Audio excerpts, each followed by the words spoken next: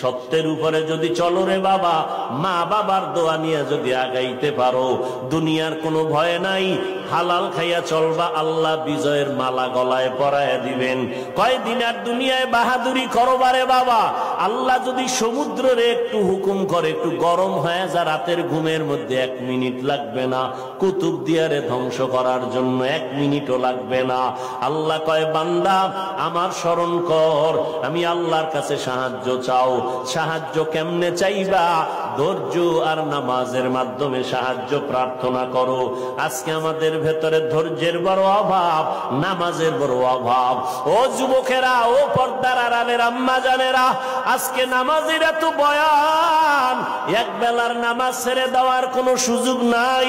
ও যুবক, এক বেলার নামাজ ছাড়ার কোনো কায়দা নাই, অথচ তুমি নামাজ পড়ো না রে বাবা। আজকে আমি তোমাকে কিন্তু এই কথা বলি নাই আমগো মতো হুজুর হইয়া যাও, পাঁচকল্লি মাথায় দাও একবারও বলি নাই, কওমি মাদ্রাসায় পড়ো তাও বলি নাই, স্কুলের লেখাপড়া বন্ধ করো তাও বলি নাই। বরং বাবা তুমি চাকরি করো, ব্যবসা করো, স্কুল কলেজে পড়ো, কোনো বাধা নাই।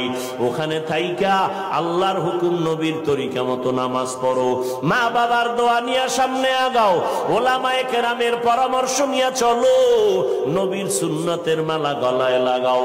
খবরদার, কপাল পোড়া যদি হইয়াই থাকো, তাহলে কিন্তু তোমার কপাল দুনিয়াতেও শেষ, আখিরাতেও